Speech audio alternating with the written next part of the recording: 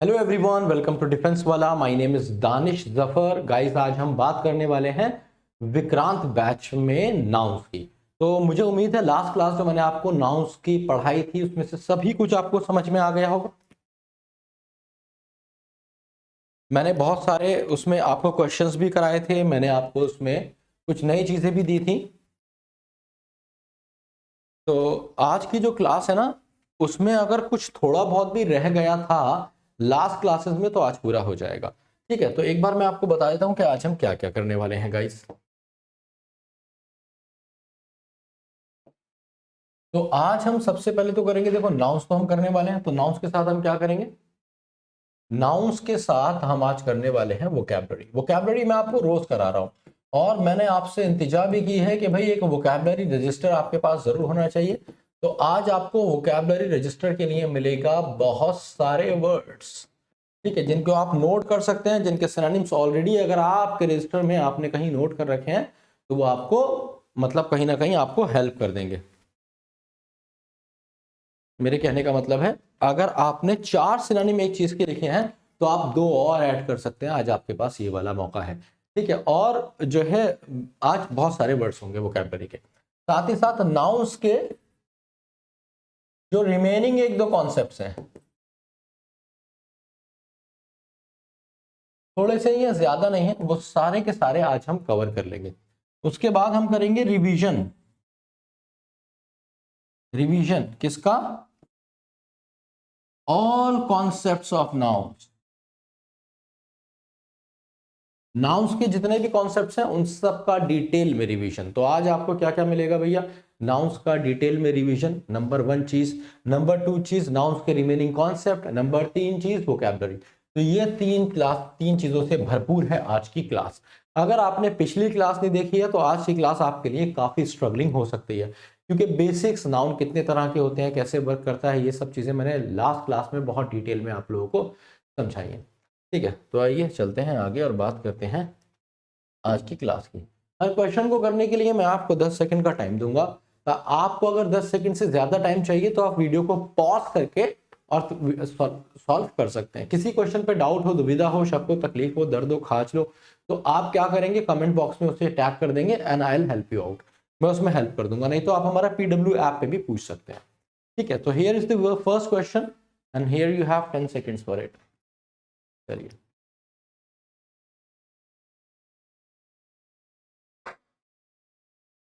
The manager put forward a number of criterions for the post। एक बात समझने की कोशिश कीजिए, जो वर्ड होता है वो होता है क्राइटेरिया, ठीक है। ऐसे एक वर्ड होता है हमारे पास डेटा। समझ रहे? ये वर्ड्स पहले से ही प्लूरल है। अगर आप क्राइटेरिया कहते हैं, अगर आप डेटा कहते हैं, तो याद रखिए ये कैसे हैं, ये प्लूरल है। और भाई मेरे, जब आपको इसको सिंगुलर बनाना होता है तो आप क्या कर देंगे, criterion.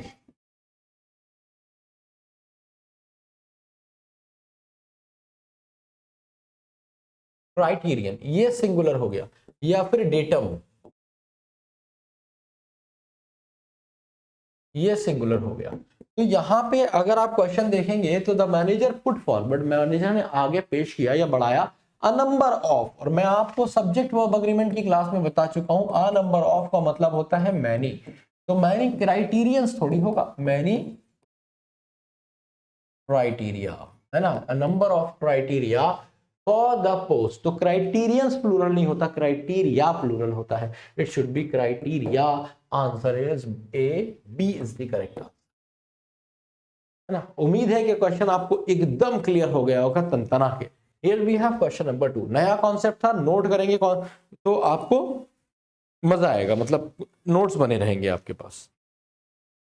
Once again 10 seconds.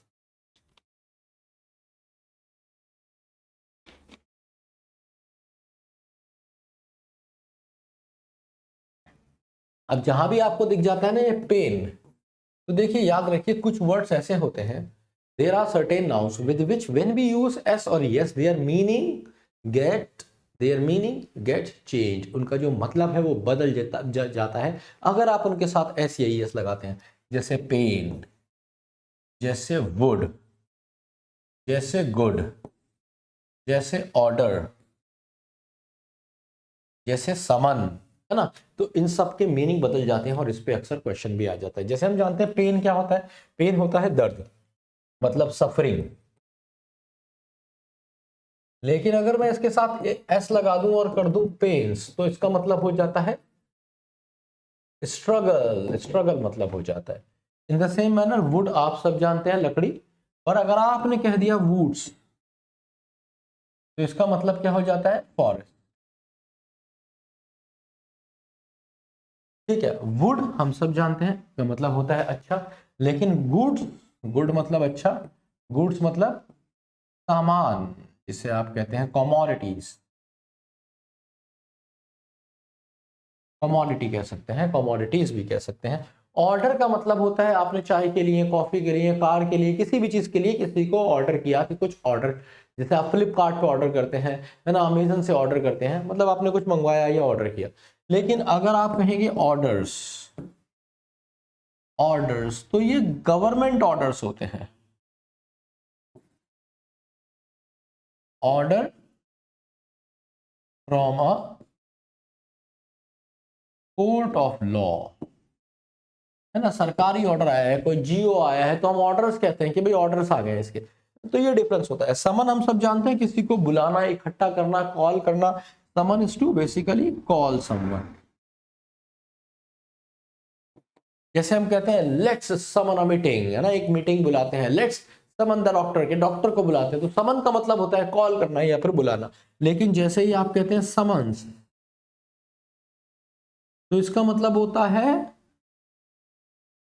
Call from a court of law. क्या मतलब हुआ कि आपके जैसे आपने अगर इंडिगो पढ़ी है क्लास 12th में सीबीएसई वालों ने, तो गांधी जी के समन्स आ गए थे, जिसे हम हिंदी में बोल देते हैं संबंध आ गए, इसके कोर्ट से संबंध आ गए, तो कोर्ट ने तुम्हारा रिश्ता नहीं भेजा है, ठीक है, संबंध तुम्हारे ऐसे रिश्ते नहीं आए हैं, तो कोई संबंध नहीं आया है, मतलब समन्स, समन्स का मतलब क्या है कि कोर्ट से तुम्हारे संबंध आ गए, तुमने कुछ माना नहीं है इसलिए कोर्ट ने तुम्हें कॉल किया है। तो समन्स का मतलब होता है call from a court of law. अच्छा, अब तुम सोच रहे होगे अगर समन्सेस कर दें, समन्सेस, अब ये समन्सेस क्या है, ये प्लूरल है। किसका प्लूरल है, इसका प्लूरल है, समन्स का। तो समन एक अलग वर्ड है जिसका मतलब होता है बुलाना, समन्स एक अलग वर्ड है जिसका मतलब है a call from court of law, मतलब तुम्हारा बुलावा आया है कोर्ट से, और समन्सेस उसका प्लूरल है। तो अकॉर्डिंगली यूज कर लीजिए। अब जरा क्वेश्चन में आ जाइए, ही टेक्स पेन, वो दर्द लेता है, अपने काम को लेके दर्द थोड़ी लेता है, वो स्ट्रगल करता है ना, संघर्ष करना पड़ता है उसे अपने काम के लिए। तो पेन नहीं होगा, क्या हो जाएगा, pain, struggle, answer is B. उम्मीद है भाई जिसको समझ में आया होगा खुश हो गया होगा, क्वेश्चन मजेदार था ना, नया कॉन्सेप्ट भी आपने सीखा। Here we have question number 3। तो जो कुछ पुराना है वो भी आपका रिवीजन हो जाएगा आज, और नए कॉन्सेप्ट तो आपको मिल ही रहे हैं।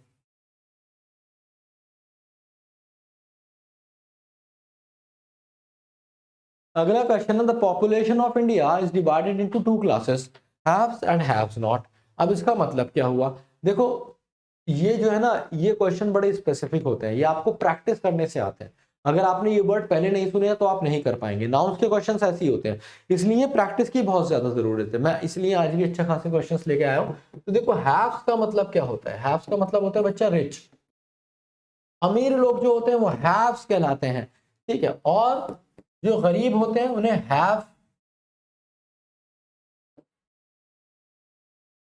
हैव नॉट्स बोलते हैं, हैव नॉट्स। हैव नॉट्स का मतलब क्या है, द पुअर, जिनके पास नहीं है। कैसे याद रखेंगे, हैव का मतलब क्या होता है होना, तो हैव मतलब इनके पास सब है, घर है, गाड़ी है, बंगला है, फैमिली है, they are haves. Have nots का क्या मतलब है, have nots are the people who do not have anything, those who are struggling, जिनके पास छोटा सा घर है या छोटा घर भी नहीं है, किराए पे कहीं रहते हैं, गाड़ी तो है ही नहीं, पब्लिक कन्वेंस से चलते हैं, बस सिर्फ खा पी रहे हैं, बॉसों को खाने पीने को भी नहीं मिल रहा है। तो ये भी क्या है, ये क्या हो जाएगा, the population of India is divided into two classes, have and haves not. C is the correct answer, C. ठीक है, तो जहां भी हैव आएगा उसका मतलब क्या हो जाएगा, द पुअर। तो हैव्स नॉट नहीं लिखा जाएगा, ये एस यहां नहीं लगता, ये कहां लगता है, नॉट्स में लगेगा, नॉट्स। क्लियर है दोस्त। Question number 4। तो देख रहे हैं नए नए कॉन्सेप्ट, नए नए क्वेश्चन आज आपके लिए हैं। इन्हीं में से कोई एक फंस जाएगा, मैं आपको दिखा दूंगा क्लास एग्जाम में।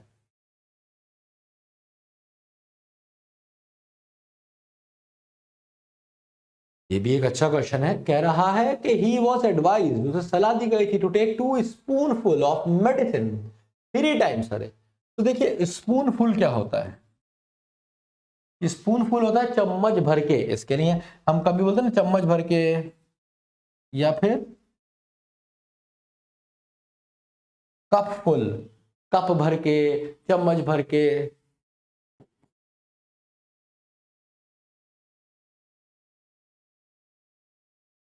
या फिर बोल भर के, बोल फुल।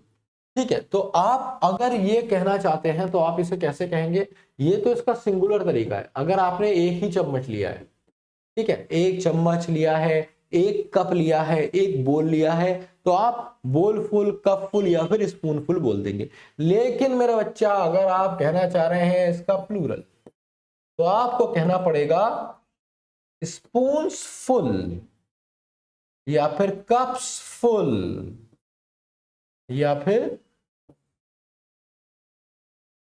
Balls full. ये देखिए, तो ये एस यहां दिख रहा है, ये एस यहां दिख रहा है, ये एस यहां दिख रहा है, ये यहीं लगेगा, बाद में नहीं लगेगा। एग्जाम में जब क्वेश्चन आता है तो आपको दो तरीके से आता है। जैसे यहाँ पे लिखा 2 स्पून फुल, तो बच्चे को लगा ठीक है 2 स्पून फुल, क्या गलती है, पर 2 स्पून फुल होगा, है ना। ये तरीका है, B is the correct answer. अब एक और तरीके से भी क्वेश्चन आ सकता है। कभी कभी इसका प्लूरल ऐसे लिख देते हैं, स्पून फुल्स, कप्स फुल्स, बोल फुल्स। तो ये एस यहां नहीं लगता है इन वर्ड्स में, जिसमें फुल्स आता है, फुल आता है, एस इसमें बीच में लगता है, हमेशा याद रखिए। इसीलिए मैं अलग से पढ़ा रहा हूं।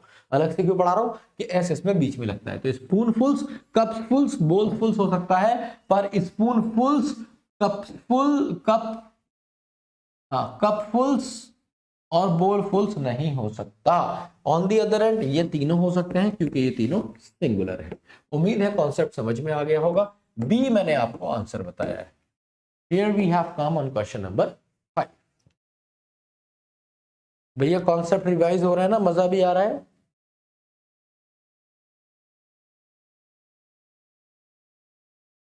अगला क्वेश्चन कहता है these the paintings of my office are more beautiful than those of Ram's. अब देखो, अगर मैं ये सेंटेंस लिखूं,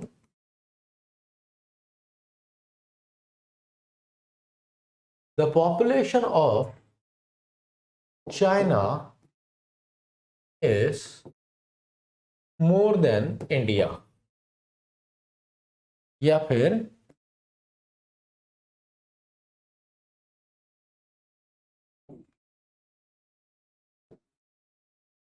the qualities of these mangoes is better than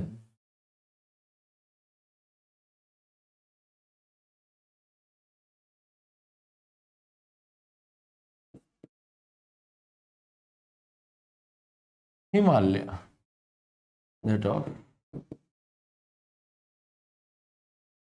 Shimla. अब देखो क्या कर रहा है, इन क्वेश्चन से आपको ये वाला क्वेश्चन समझ में आ जाएगा, और ये बड़ा ही कॉमन एरर है। एडजेक्टिव से अगर क्वेश्चन पूछना होता है एग्जामिनर को, तभी भी यहां से एरर आ जाता है। नाउन से पूछना होता है तो भी यहां से एरर आ जाता है। सब्जेक्ट वर्ब अग्रीमेंट से पूछना होता है तो भी यहां से एरर आ जाता है। तो इसको मैं 3 जगह पढ़ाता हूं, सब्जेक्ट वर्ब अग्रीमेंट में भी पढ़ाता हूं, नाउन्स में भी पढ़ाता हूं, और मैं इसको आपको एक जगह और पढ़ाऊंगा। कहाँ बताया था मैंने? एडजेक्टिव्स में, है ना। तो जब कहा the population of China is more than India, इसका मतलब क्या हुआ? अगर ये तुम कुछ इस तरीके से कहते थे, China is more than India, ठीक है, मोर क्या ये तो बताना ही पड़ेगा कि मोर पावरफुल या मोर पॉपुलेटेड, जो भी तुम्हें बताना है। लेकिन China is more than India, ये सेंटेंस ग्रामेटिकली सही है, पर लॉजिकली और कोहेरेंटली रॉन्ग है, क्योंकि मीनिंग नहीं दे रहा ठीक से। ग्रामेटिकली सही है, लेकिन जब आपने कहा द पॉपुलेशन ऑफ, तो कहने वाली बात यह है कि आप चाइना की बात ही कब कर रहे हैं? आप चाइना की बात नहीं कर रहे हैं, आप पॉपुलेशन ऑफ चाइना की बात कर रहे हैं। ये पूरा सब्जेक्ट है, ये सब्जेक्ट है और इसी का कंपैरिजन हो रहा है ना। इसका किसका? चाइना का कंपैरिजन इंडिया से नहीं है, चाइना की पॉपुलेशन का कंपैरिजन इंडिया से है। तो the population of China is more then that of India, वो जो इंडिया की है ना। तो the population of China is more then that of India, जो इंडिया की है। अब आप क्या करें, यहाँ पे एस बी लगा दें, तो जो कि इंडिया की है की, तो ये दो दो की नहीं लगाएंगे ना दोस्त, ये वाला की नहीं आएगा। ऐसी the qualities of these mangoes, जो क्वालिटी है इस मैंगो की, तो यहाँ पे पहले तो हम आर करेंगे, आर है ना, क्योंकि क्वालिटीज की बात हो रही है, तो ये पूरा सब्जेक्ट हो जाएगा द क्वालिटी ऑफ मैंगोज। और इसका कंपैरिजन किससे हो रहा है? The quality of these mangoes, इन आमों का कंपैरिजन शिमला वालों से हो रहा है। शिमला में वैसे आम नहीं होते, तो मैं एप्पल्स लिख देता हूं, ठीक है। So the qualities of these apples are better than, तो मुझे यहां पे कहना पड़ेगा कौन से वाले? दैट ऑफ शिमला, जो कि शिमला के हैं, ना कि शिमलाज। शिमलाज नहीं कहूंगा, है ना। दैट ऑफ अगर मैंने लगाया है तो शिमलाज नहीं कहूंगा। तो दैट क्यों लगाया? क्योंकि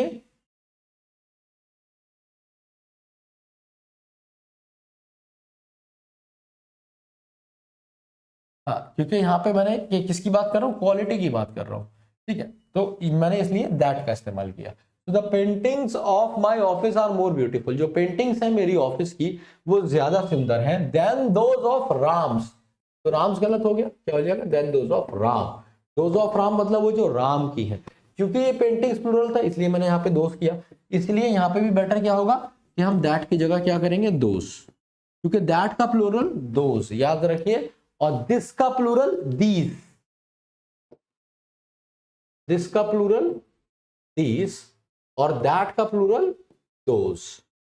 बस, तो सिंगुलर प्लूरल का खेम है बस, दैट, दिस और दैट में। तो आंसर हो जाएगा इसमें C is the correct answer, C. Question number 6।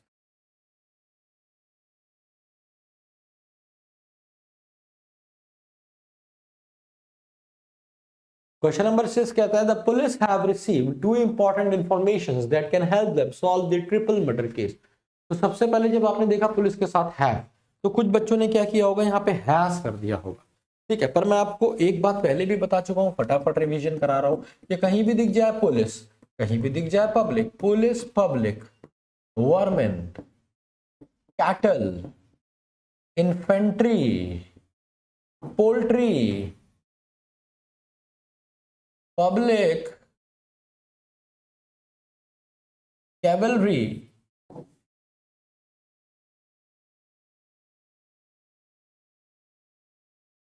Cavalry, people, artillery, ये सारे के सारे, चिल्ड्रन, ये सारे हमेशा प्लूरल होते हैं और हम इनके साथ प्लूरल वर्ब का ही इस्तेमाल करते हैं। ये बात मैं आपको लास्ट क्लास में भी बता चुका हूं, आज आपने रिवीजन कर लिया। तो द पुलिस हैव बिल्कुल सही है। रिसीव 2 इंपॉर्टेंट इंफॉर्मेशंस गलत है, क्योंकि ये कौन सा नाउन है? नॉन काउंट नाउन है। तो मैंने आपको बताया था एडवाइस, इंफॉर्मेशन, सीनरी, फर्नीचर, ये वही वाला केस है। तो B is the correct answer. The police have receive 2 important information हो जाएगा। तो क्या हो जाएगा? इंफॉर्मेशन, इंफॉर्मेशंस नहीं होगा, इंफॉर्मेशन। तो आंसर इज बी, क्योंकि एक नॉन काउंट नाउन है। एडवाइस, इंफॉर्मेशन, सीनरी, पोइट्री, है ना, लगेज, बैगेज, इन सब के साथ आप एस और एस का इस्तेमाल नहीं करते हैं। Answer is B. Next question. Once again you have 10 seconds for this one.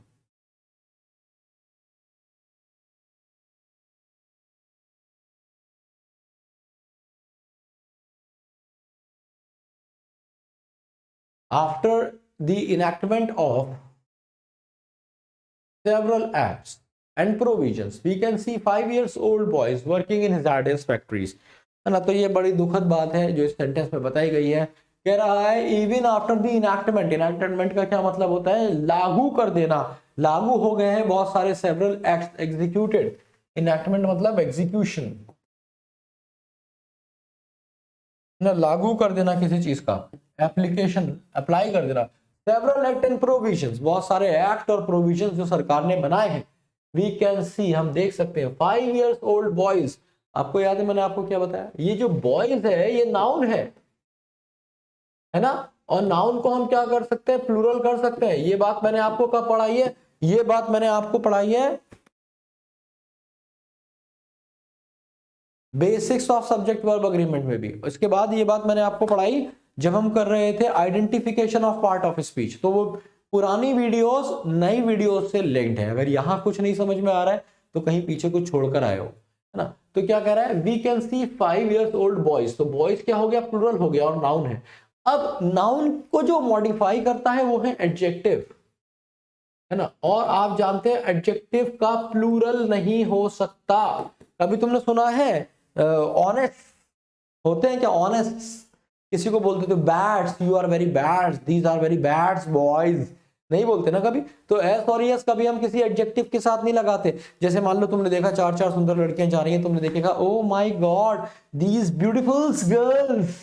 तो ब्यूटीफुल गर्ल्स आप नहीं बोलेंगे, ब्यूटीफुल गर्ल्स बोल सकते हैं, क्योंकि गर्ल क्या है, नाउन है, तो उसे आप एस और यस लगा के गर्ल्स कर सकते हैं। ब्यूटीफुल एडजेक्टिव है तो ब्यूटीफुल्स नहीं बोल सकते हैं। तो वी कैन सी 5 years, तो ये बदतमीजी हो गई ना। तो क्यों, क्योंकि ये एडजेक्टिव है। बॉय को कैसे है 5 year old, ये पूरा एडजेक्टिव है, एस और यस नहीं लगेगा। तो it should B 5 year old। 5 साल के बच्चे भी काम करते हैं। हैजार्डियस मतलब डेंजरस, धुएं वाली फैक्ट्रीज में। आंसर हो जाएगा बी। आसान सा क्वेश्चन था भाई, ये किया जा सकता था। It was a very easy one by the way.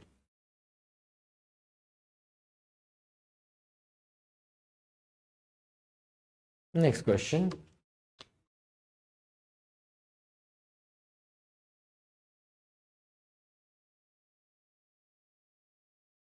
कह रहा है he uses a fine quality of oil. मतलब एक बढ़िया क्वालिटी के तेल का इस्तेमाल करता है। वो किस चीज के लिए कर रहा है भाई तेल का इस्तेमाल। तो his hairs are black and attractive, अच्छा ताकि उसके बाल चमकते रहे, है ना, और अट्रैक्टिव रहे। चलो भाई देखते हैं। हेयर्स कुछ नहीं होता।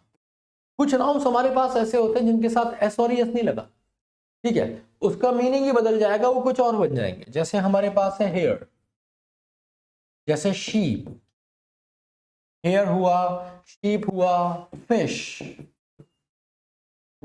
डियर, काउंसेल। तो ये सारे के सारे क्या हैं मेरे बच्चे, इनके साथ एस और एस का इस्तेमाल नहीं करते हो, ठीक है। हेयर्स नहीं कहोगे। अगर आप इसे काउंट बनाते हो, जैसे मैंने कहा 2 hairs are gray and 3 are black, तो ये तो सही है, क्योंकि यहां पे आपने इसे काउंट ही कर रहे हैं, बिल्कुल काउंट डाउन बना के यूज कर रहे हैं। पर यहाँ पे काउंट नहीं कर रहे ना आप, ये थोड़ी कह रहे हैं इसने ये वाला तेल लगाते इसके इसने 300 बाल अपने ग्रे से ब्लैक कर लिए, ये तो नहीं होता ना। तो इसलिए यहाँ पे कोई दिक्कत नहीं है। 2 hairs are gray and 3 are black, ऐसे आप यूज कर सकते हैं जब आप इन्हें काउंट करेंगे, नहीं तो नहीं कर सकते। आप सिंपल नहीं कह सकते कि कभी तुमने सुना है कोई किसने तुमने किसी से कहा शी हैज लॉन्ग हेयर्स। अगर सुन लो भाई लड़कियों, अगर कोई तुमसे कह भी देना यू हैव लॉन्ग हेयर्स, तो समझ लेना कतई लड़के की भविष्य जो है खतरे में है। तो ऐसे जिसकी नाव डूब सकती है, तो ऐसी नाव में सवार नहीं होना है। तो उसको पहले अंग्रेजी ठीक कराओ, उसको बोलो डिफेंस वाला पे आया, अंग्रेजी के सारे चैप्टर पढ़े हुए, गहराई से जान ले। She has long hair, she has long hair, hairs नहीं होगा मेरे बच्चे। तो हेयर बिल्कुल सही है ना। शीप भी बिल्कुल सही है, फिश भी बिल्कुल सही है। कहीं कहीं पे तुम्हें फिशेस देखने को मिल जाएगा, पर इसका मतलब अलग होता है। इसका मतलब होता है वेराइटी ऑफ फिश, मतलब मछलियों के भिन्न प्रकार या स्पीशीज। जैसे मैं कहूं there are a lot of fishes in the ocean, तो कहने का मतलब यहां पे मेरा है कि there are a lot of varieties of fish in the ocean, या lot of species of fish in the ocean, ठीक है, ये मतलब होगा। अच्छा भाई डियर भी अगेन सेम, जैसे आप शीप को ट्रीट करेंगे वैसे डियर को ट्रीट करेंगे। Council is again another word, जिसको आप डियर मतलब वो डियर नहीं पता तुम्हें क्या बोलते हैं, हिरन, है ना, इनके साथ भी हम ऐसे यूज करेंगे। तो he uses a fine quality of oil so his hair, his hair is black and attractive, तो हिज हेयर इज होता है, हेयर आर नहीं होगा, hair is A B is the correct answer.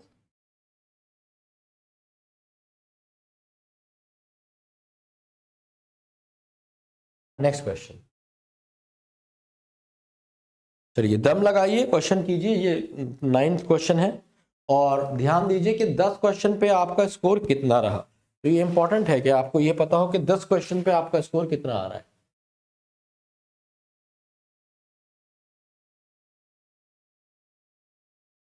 The astronomer who predicts, कह रहा है वो astronomer जिसने प्रेडिक्ट किया था। प्रेडिक्ट का मतलब क्या होता है?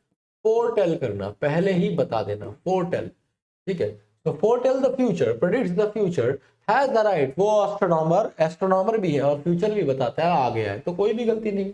एस्ट्रोनॉमर है, प्रेडिक्ट्स बिल्कुल सही है, वर्ब है, एस्ट्रोनॉमर के लिए आया है ना, हैज अराइव्ड, कोई भी गलती नहीं है इसमें, D is the correct answer.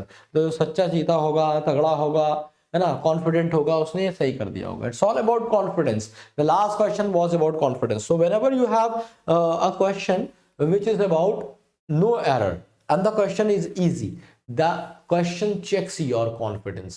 तो क्या मैंने बोला कि अगर कभी कोई क्वेश्चन आता है जो क्वेश्चन सीधा है और नो एरर है, तो वो आपका कॉन्फिडेंस चेक करता है। जबरदस्ती उसमें एरर मत घुसा दीजिएगा अपने पास से। So his foot slipped on the slippery floor of the bathroom which caused him to fall। ये तो कर दिया होगा बहुत सारों ने। तो his foots नहीं होता ना, बचपन से आपने सुना होगा my foot, है ना, मूवीज में भी आता था, नक्सली लड़कियों को कहता हुआ दिखाते थे, माई फुट बोलती थी, है ना। तो माई फुट का मतलब क्या होता है? पैर, पैर मतलब जो पंजा होता है ना, कैसे होता है ये देखो भाई, मेरी ड्राइंग है बहुत ही खराब, तो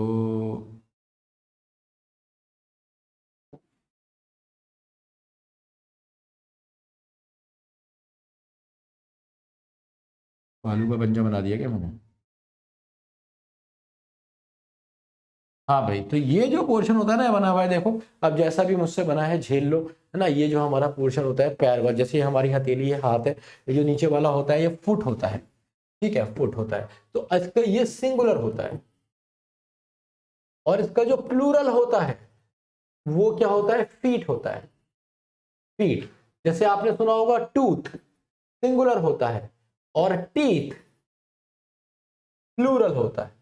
तो ये प्लूरल और ये सिंगुलर। तो जैसे हम टूथ को ट्रीट करते हैं वैसे ही हम फुट को ट्रीट करते हैं। तो इस फुट्स नहीं होगा, इस फीट। स्लिप्ड, उसके पैर फिसल गए चिकने चिकने फ्लोर पे बाथरूम के, जिससे वो धप से गिर गया। आंसर हो जाएगा ए, फुट्स की जगह फीट। चलो तो भाई 10 क्वेश्चन पे अपने स्कोर पे नजर डालना जरूरी है। अगर किसी का स्कोर 7 से भी कम आया है तो खतरे की घंटी है ना। नाउंस वाली लास्ट क्लास जरूर देखें अगर आपका स्कोर 7 से कम है। मैं ऐसे ही हर पड़ाव पे बताता रहूंगा कि आपका स्कोर कितना आना चाहिए। अगला क्वेश्चन आपके पास है, क्वेश्चन नंबर 11, तो दम लगाइए।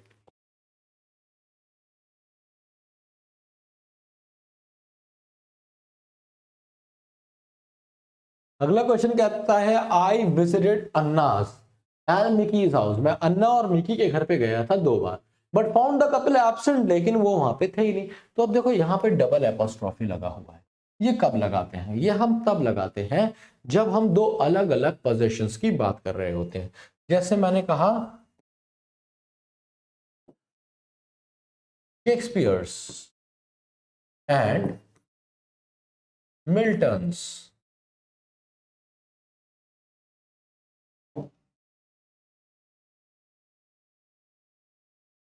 पोएम्स, ठीक है। तो मैं क्या कर रहा हूं, शेक्सपियर की और मिल्टन की, दोनों की अलग अलग है। इसने अलग लिखी है, ये एक अलग राइटर है, मिल्टन, जॉन मिल्टन एक अलग राइटर है। दोनों ने अलग अलग पोइट्रीज लिखी है। आप दोनों के साथ एपोस्ट्रॉफी लगा सकते हैं, कोई भी दिक्कत नहीं है। एक सेंटेंस और दिखा सकता हूं, जैसे मैंने कहा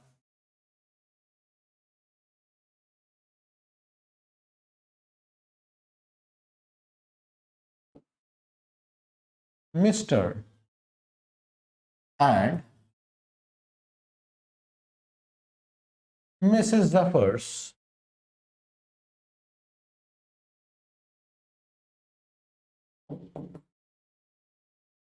जॉइंट बैंक अकाउंट। अब भाई ये क्वेश्चन गलत हो गया, वो ये वाला भी ये ठीक हो गया। अब तुम सोचोगे सर यहां तो लगाया नहीं मिस्टर में, Mr and Mrs Zafar's joint bank account, एक जॉइंट बैंक अकाउंट है जो दोनों का है, एक है और दोनों का है, आप शेयर कर रहे हैं। तो जब आप शेयर करते हैं तो सिर्फ बाद वाले के साथ लगा देते हैं, है ना। तो ये यहां पे किसका केस है, shared possession.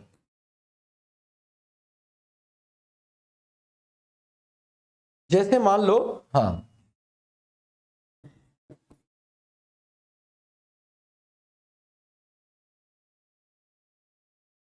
Aryans and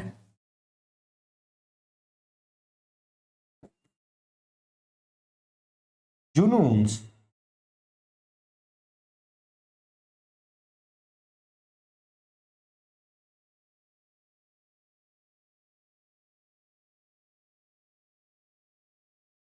mixed performance. तो ये दो बड़े फेमस बैंड है, आप जानते होंगे। एक जुनून बैंड जिसमें कभी आतिफ असलम गाया करते थे, बहुत पहले की बात है जब उनका करियर स्टार्ट हुआ था। एक आर्यंस बैंड है ना, ये मेरे बचपन में मैं इसको सुन के बड़ा हूँ, जब मैं बहुत छोटा था, मतलब ऐसी होगा 5-6 साल का, जब आप पहली बार गाने में म्यूजिक पढ़ता है, तभी की बात थी। मतलब 8 साल मान लो, और 8-10 साल। तो जब नया नया होता ना कि आप 8-10 साल के हैं, नए नए गाने आना शुरू हुए हैं, तो ये इसके आर्यंस बैंड के गाने आते थे। तो ये दो बैंड हैं, आर्यंस एंड जुनून, मिक्स परफॉर्मेंस। अब इन दोनों ने मिक्स करके, दोनों ने एक ही जगह पे परफॉर्म किया, आर्यंस ने, और क्योंकि मिक्स लिखा है तो मिक्स तो दोनों का होगा। तो जब ये दोनों का है तो सिर्फ आपने बाद वाले में एपोस्ट्रोफी लगाया। अगर आप आर्यंस के साथ एपोस्ट्रोफी लगाएंगे तो वो गलत हो जाएगा, अगर आप मिस्टर्स के साथ एपोस्ट्रोफी लगाएंगे तो वो गलत हो जाएगा। लेकिन इस केस में सही है, क्योंकि इंडिविजुअल पोजीशन है, ये शेयर्ड पोजीशन नहीं है। ये कैसा पोजीशन है, इंडिविजुअल।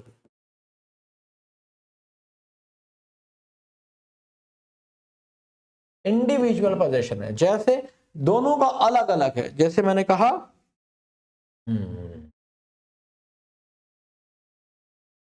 गीतास and रामायणास preachings. तो गीता की और रामायण की क्या प्रीचेस, प्रीचेस मतलब टीचिंग्स, जो सिखाता है गीता और रामायण। तो कहने का मतलब क्या है भाई, गीता पढ़ोगे, गीता से अलग ज्ञान मिलता है, रामायण पढ़ोगे, रामायण से अलग ज्ञान मिलता है, दोनों अलग अलग तरह के ज्ञान है। तो गीता के साथ भी आपने अपोस्ट्रोफी लगाया, रामायण के साथ भी, क्योंकि ये इंडिविजुअल पोजीशन है, गीता का अलग ज्ञान है, रामायण का ज्ञान अलग है। इन द सेम मैनर यहाँ पे शेक्सपियर का और मिल्टन की पोएम्स अलग अलग है, लेकिन नीचे वाले दो सेंटेंसेस में एक ही जॉइंट बैंक अकाउंट है, मिक्स परफॉर्मेंस है। तो जहां पे पोजीशन शेयर हो रहा होगा सिर्फ बाद वाले के साथ लगाएंगे, जहां पे पोजीशन इंडिविजुअल होगा दोनों के साथ लगाएंगे। तो अन्ना और मिकी के घर गया 2 बार, but found the Kapil absent. लेकिन कपिल है तो दोनों एक ही घर पे रह रहे हैं, तो बेचारे अन्ने का थोड़ी रहा है ना। तो अन्ना के पास से एपोस्ट्रोफी काट देंगे, इट शुड बी अन्ना, सिर्फ आप अन्ना लिखेंगे। अन्ना एंड मिकी इज हाउस, सिर्फ मिकी के साथ आप एपोस्ट्रोफी लगा रहने देंगे। आंसर हो जाएगा आपका ए। अगला क्वेश्चन, ये क्वेश्चन बड़े आसान हैं।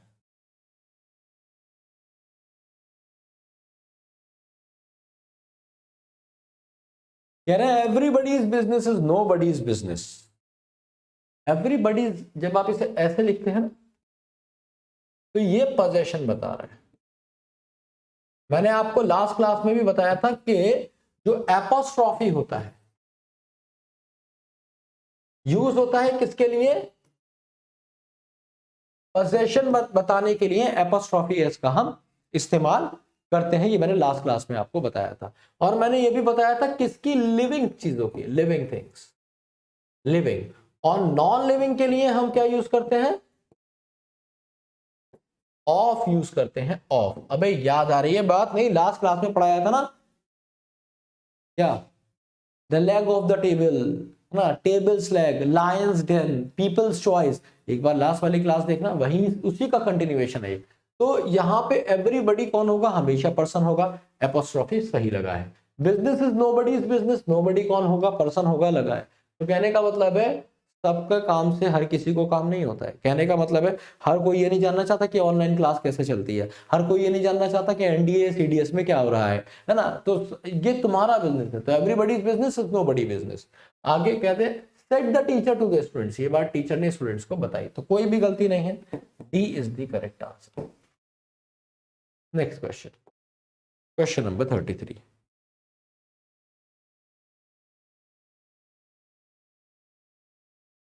हर क्वेश्चन को करने के लिए 5-10 सेकेंड है आपके पास।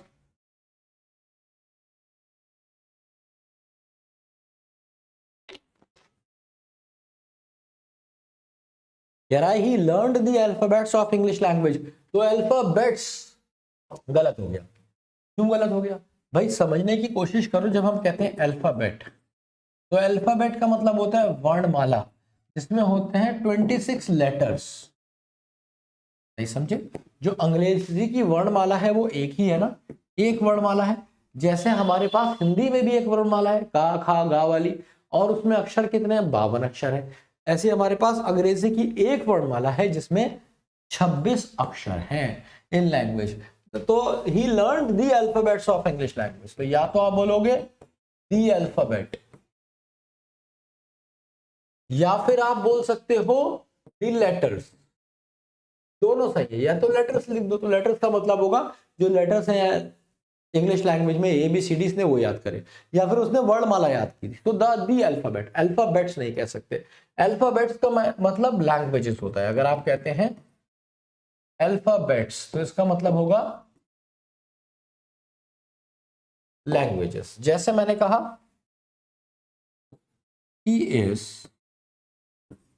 A man of multiple alphabets. तो क्या मतलब हुआ सेंटेंस का? ये एक ऐसा आदमी है जिसको एक से ज्यादा भाषा आती है, मैन ऑफ मल्टीपल अल्फाबेट्स। तो आंसर इज बी, अल्फाबेट्स की जगह अल्फाबेट। Question number 14।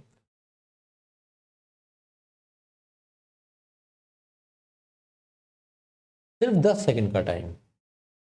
अब ये क्वेश्चन तो देखो एकदम पप्पू क्वेश्चन है। लास्ट क्लास में हमने इस तरह के काफी सारे क्वेश्चन 2-3 तो करे ही हैं।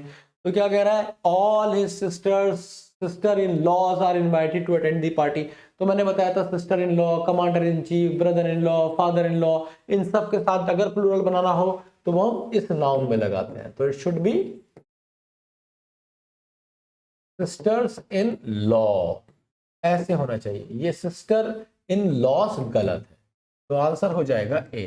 सो all his sisters in law are invited. सारी उसकी सालियों को इनवाइट किया गया है अटेंड करने के लिए पार्टी न्यू ईयर की। देख रहे हो कैसा आदमी है, सालियों के साथ मना रहा है न्यू ईयर। चलो ठीक है, गुड है, अच्छी बात है। Question number 15।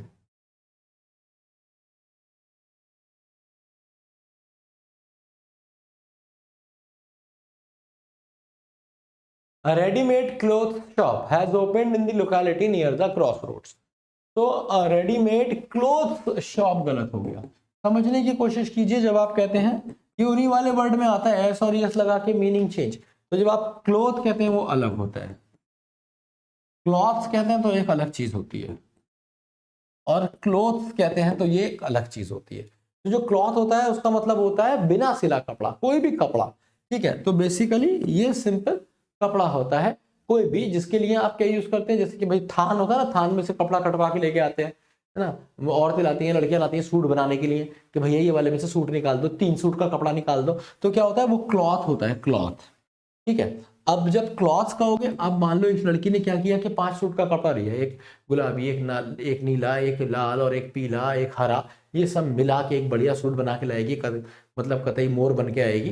तो वो क्या कहेगी? क्लोथ। तो क्लॉथ कहेगी that I have bought 5 cloths to prepare suit, है ना। तो क्या मतलब हो जाएगा? सिले हुए कपड़े के टुकड़े, क्लॉथ, सिले हुए कपड़े के टुकड़े। क्लोथ का मतलब क्या होता है? प्रॉपर सिला हुआ कपड़ा, है ना। तो इसमें तुम्हारे ट्राउजर्स, शॉर्ट्स, जीन्स, पैंट्स, है ना, या जो भी तुम पहनते हो, जैकेट्स, शूज, ये सारे क्लोथ्स होते हैं। क्लोथ तो ये सिला हुआ कपड़ा, ये बिना सिला हुआ कपड़ा, ये बिना सिला हुआ कपड़े के टुकड़े, क्लोथ्स। तो it should be a readymade clothes shop. Answer is ए। उम्मीद है समझ में आ गया होगा। नई नई चीजें सीखने को मिल रही, पता है तुम अपने छोटों को ही सिखा सकते हो, अपने दोस्तों को बता सकते हो। बहुत सारे लोगों को ये बातें नहीं पता होती। हाँ, कॉन्सेप्ट आया, कॉन्सेप्ट आया। This is a very good concept that I am going to discuss with you. So the jury are waiting, the jury are writing the notes of the case. तो ज्यूरी क्या कर रहा है? Notes of the case लिख रहे हैं। इसमें मैंने कोई ऑप्शन नहीं दिया, जानबूझ के इस क्वेश्चन को डिफिकल्ट बनाया है। आइए कुछ और देखते हैं। तो मैंने कहा द ज्यूरी आर राइटिंग, तो ये सोचिए मैंने आपको बताया था कि जब हम बात करते हैं कलेक्टिव नाउन्स की, किसकी, कलेक्टिव नाउन्स, तो मैंने आपको बताया था ये jury, team, army, class, group, ये सारे क्या है, कलेक्टिव नाउन है। अब इसके साथ मैंने आपको बताया था कि भाई आप सिंगुलर वर्ब का भी इस्तेमाल कर सकते हैं, और मैंने आपको बताया था इसके साथ आप प्लूरल वर्ब का भी इस्तेमाल कर सकते हैं। और ये बात भी बताई थी कि अगर आप सिंगुलर वर्ब का इस्तेमाल कर रहे हैं तो याद रखिए आप बात कर रहे हैं कलेक्टिव एक्शन की। जब सब मिलके किसी काम को कर रहे हैं तो वो कलेक्टिव एक्शंस हो गए। और प्लूरल वर्ब तब आएगी जब आप अपना इंडिविजुअल कर रहे हैं, इंडिविजुअल एक्शन। इंडिविजुअल एक्शन का क्या मतलब हुआ, आप सब अपना अलग अलग कर रहे हैं। जैसे यहां पे the jury are writing the notes of the case, तो अगर जूरी नोट्स लिख रहे हैं, जूरी का मतलब क्या हो गया, ग्रुप ऑफ जजेस, तो जजेस are writing the notes of the case, तो सब अपना अपना ही तो लिख रहे हैं, या वो दूसरे वाले की कॉपी में लिख दे रहा है, या उसके नोट्स में घुसे जा रहे हैं, रुक रुक एक पॉइंट मैं लिख दूं तेरे नोट्स में, ऐसे थोड़ी होता है, सब अपना अपना लिख रहे हैं। इंडिविजुअल एक्शन है, और इंडिविजुअल एक्शन है तो प्लूरल वर्ब का आप इस्तेमाल करेंगे।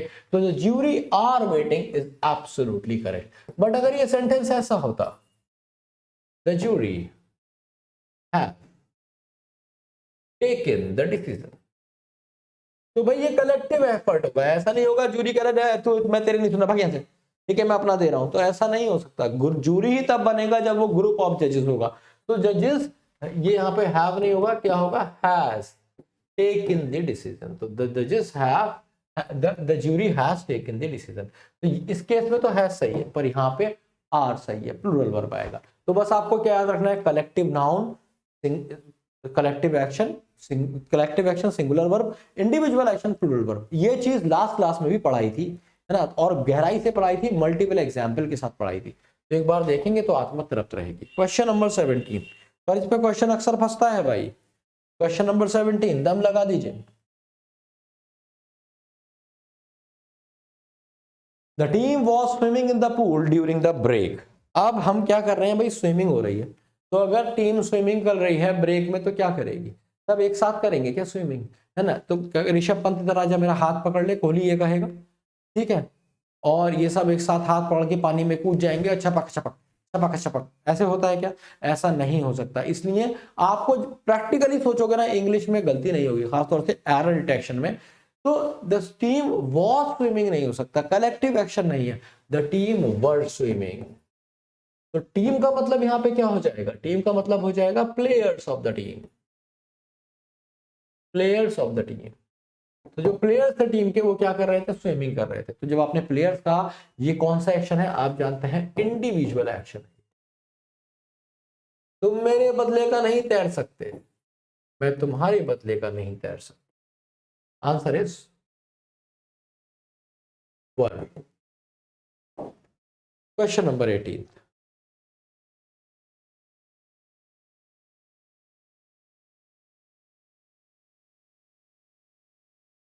were the class fighting with one another when the teacher entered? Were the class fighting with one another when the teacher entered? आप यहां पे क्या कह रहे हैं, were the class fighting, तो वर आएगा क्या, क्लास के साथ वर आता है क्या। ये तीन क्वेश्चन मैंने कलेक्टिव नाउन पे ही डाले हैं, है ना, ताकि आप दिमाग लगा के इस कॉन्सेप्ट को एकदम मन में बैठा लें, और क्वेश्चन आए तो भमोड़ दें। तो were the class fighting is absolutely wrong, वो एब्सोल्युटली करेक्ट, क्योंकि फाइटिंग भी एक इंडिविजुअल एक्शन है ना, ये कलेक्टिव एक्शन नहीं है, ये सब मिलके किसी चीज से नहीं लड़ रहे हैं। जैसे मैं कहूं, अगर मैं कहता the class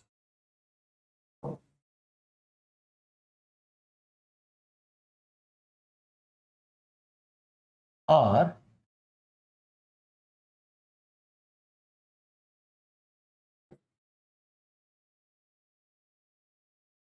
helping the teacher, the class are helping the teacher, ये गलत हो जाएगा। यहां पे आप आर नहीं कहोगे, ये इंडिविजुअल एक्शन नहीं है, कलेक्टिव एक्शन है। The class is helping the teacher in planting trees, trees लगाने में। तो ये कैसा एक्शन है, भाई कलेक्टिव एक्शन है, सब मिलके कुछ कर रहे हैं। जैसे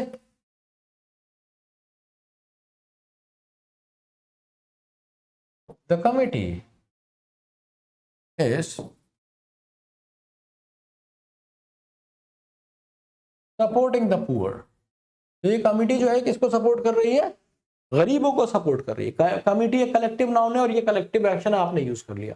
लेकिन यहाँ पे were the class fighting with one another, तो ये फाइटिंग करना कलेक्टिव एक्शन नहीं हो सकता, सब मिलके एक साथ नहीं लड़ रहे हैं, एक दूसरे से लड़ रहे हैं, आपस में लड़ रहे हैं, तो ये इंडिविजुअल एक्शन। तो class were the class fighting with one another when the teacher enter, तो ये नो एरर जाएगा, नो एरर। अगर आपने सच में इस क्वेश्चन को नो एरर लगा दिया है ना, तो समझ लीजिए कि आपको कलेक्टिव नाउन्स के तो कांसेप्ट एकदम क्लियर हो गए। ठीक है, तो क्या सीखा आपने? Individual action, plural verb, collective action, singular verb. अगला क्वेश्चन, क्वेश्चन नंबर 90।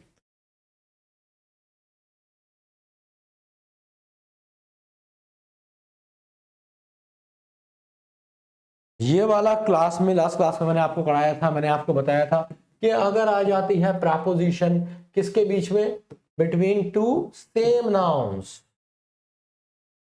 तो ये नाउन हमेशा कैसे होंगे? अपनी सिंगुलर फॉर्म में होंगे, सिंगुलर फॉर्म में होंगे। तो it should be my sister, मेरी जो बहन है, हैज रेड, उसने पढ़ लिए हैं, page after page, it should B page after page, एक के बाद एक पेज पढ़ा है किसका? रामायण का। तो आंसर हो जाएगा मेरे दोस्त सी। Question number 20।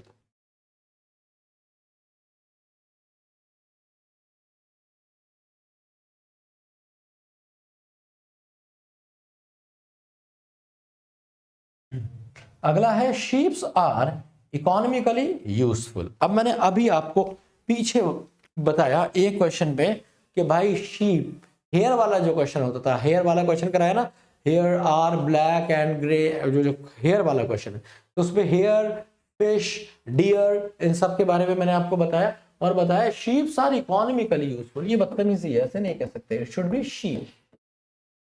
शीप आर, ये तो सही है क्योंकि यहां पे आप प्लूरली से यूज कर रहे हैं, है ना, और आगे भी दे आर का इस्तेमाल हुआ है, दे आर। तो अगर ये प्लूरल यूज हुआ है तो आप यहाँ पे भी प्लूरल वर्ब का ही इस्तेमाल करेंगे। तो it should be sheep are economically useful, मतलब खर्चा कम होता है भीड़ में। तो दे आर रियर्ड, और इसलिए उन्हें रियर्ड मतलब जो बाल काटे जाते हैं उनके, reared for wool and meat, और इसलिए उनको काटा जाता है किसके लिए? वूल के लिए। वूल क्या होता है? ऊन के लिए, और मीट के लिए। तो it should B A is the correct answer. ये क्वेश्चन तो आसान था। Question number 21। आज की क्लास भी आपकी बहुत ज्यादा लंबी नहीं जाने वाली है, क्योंकि नाउन्स के जो भी कॉन्सेप्ट थे आज खत्म हो गए हैं और उसकी प्रैक्टिस भी हो गई है। हाँ, वोकैबुलरी में आज बहुत मजा आने वाला है। और ये क्वेश्चन एक ट्रिक क्वेश्चन है और मुझे उम्मीद है कि आप में से ज्यादातर लोग इसे बना देंगे। तो there appears a number of problems, और नंबर ऑफ प्रॉब्लम्स का मतलब क्या हो गया? पहले भी बताया, एक बार फिर बता रहा हूं, अ नंबर ऑफ का मतलब होता है मैनी, प्रॉब्लम्स हो गया यहाँ पे प्लूरल। सो देयर अपीयर्स क्यों कह रहे हो भाई? सिंगुलर वर्ब क्यों लगा रहे हो? हाँ, नंबर ऑफ अगर प्लूरल है, नहीं मैं यही तो कह रहा हूँ, नंबर ऑफ प्रॉब्लम्स अपीयर, तो ये अपीयर जो वर्ब है, नंबर ऑफ प्रॉब्लम्स के लिए आया है, तो नंबर ऑफ प्रॉब्लम्स क्या है? प्लूरल है, तो ये अपीयर्स नहीं हो सकता, it should be appear. There appear, वहां है बहुत सारी problems and I really do not know how to solve them, और मुझे नहीं पता कैसे सॉल्व करनी है ये वाली। तो A is the correct answer. Plural verb, plural noun, simple सी बात है, A is the correct answer. Question number 22।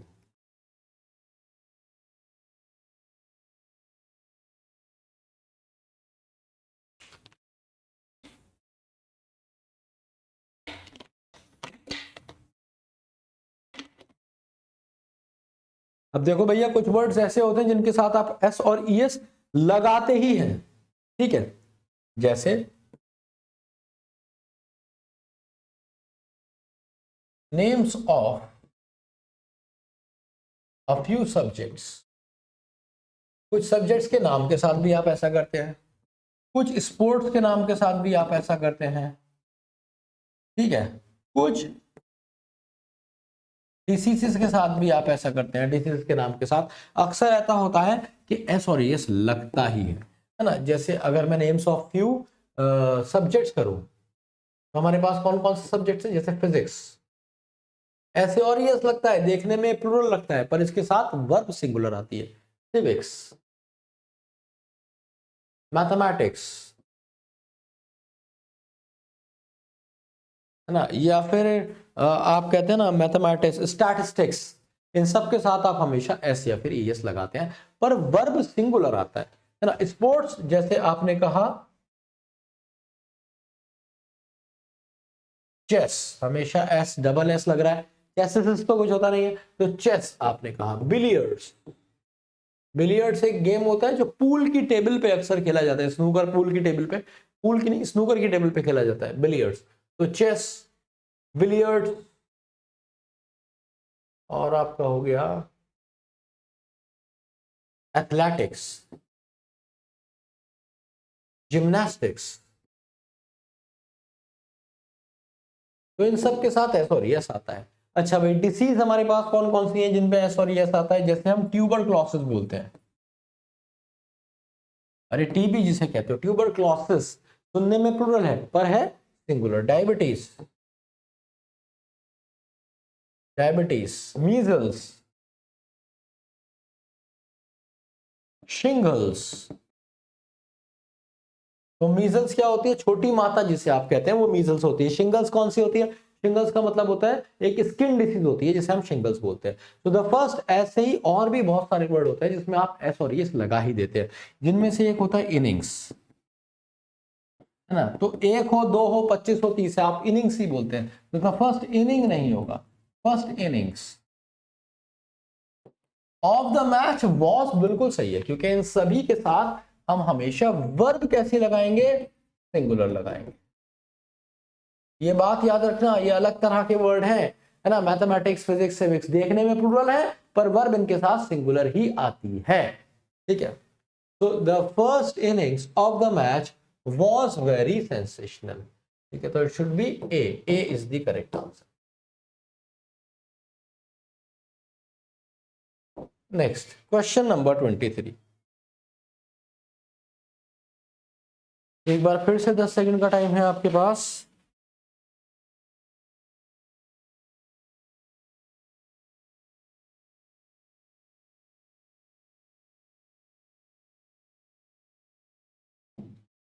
कह रहा है we believe that are 2 miles walk. अब देखो फिर ये वही क्वेश्चन है ना जो हमने अभी किया था। Old year boy, 10 year, 8 year, 5 year old boy, वो हैज आइडियाज फैक्ट्रीज वाला सेम क्वेश्चन है। We believe that 2 miles walk, तो वॉक क्या हो गया मेरा बच्चा, नाउन हो गया। तो नाउन से पहले जो आता है वो क्या हो गया मेरा बच्चा, एडजेक्टिव हो गया। तो जब एडजेक्टिव हमारे पास आता है, हमें पता है उसके साथ एस और एस का इस्तेमाल हम नहीं करते हैं, तो इट शुड बी 2 माइल। तो क्या हो जाएगा, we believe that 2 mile walk always keeps healthy and fresh. Answer is 8 and 10। Question number 24,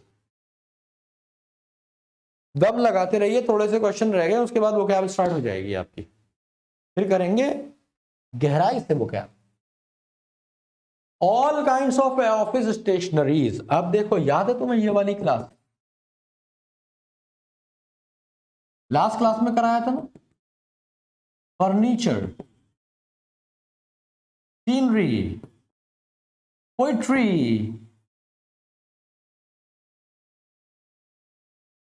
है ना, फर्नीचर, सीनरी, पोइट्री, ये सारे के सारे तो मैं लास्ट क्लास में कराए थे, द काइंड्स ऑफ। और ये हमेशा इनके साथ कभी एस और ई एस का इस्तेमाल नहीं होता, इसी में वर्ड आता है STATIONERY। स्टेशनरी का क्या मतलब होता है, राइटिंग मटेरियल। अरे स्टेशनरी शॉप्स होती हैं हमारी लोकेलिटीज में जहां से आप रजिस्टर, पेन, ये सब खरीदते हैं, तो स्टेशनरी ये वाला होता है। अगर आपको ये वाला वर्ड मिल जाए STATIONERY, तो ये आपको पता है इसका मतलब होता है खड़ा हुआ, मतलब जो चल नहीं रहा है, मोशनलेस, स्टेशनरी। तो स्टेशनरी NERY मतलब राइटिंग मटेरियल, और स्टेशनरी मतलब मोशनलेस। तो all kinds of office stationeries नहीं होगा, इट शुड बी स्टेश, all kind of stationery. Are नहीं, इज सोल्ड हियर। तो इस आर की जगह इज और स्टेशनरीज की जगह स्टेशनरी हो जाएगा। Answer is B. ये तो आसान क्वेश्चन था, बना दिया होगा ना, कॉन्सेप्ट भी रिवाइज हो गया। Question number 25।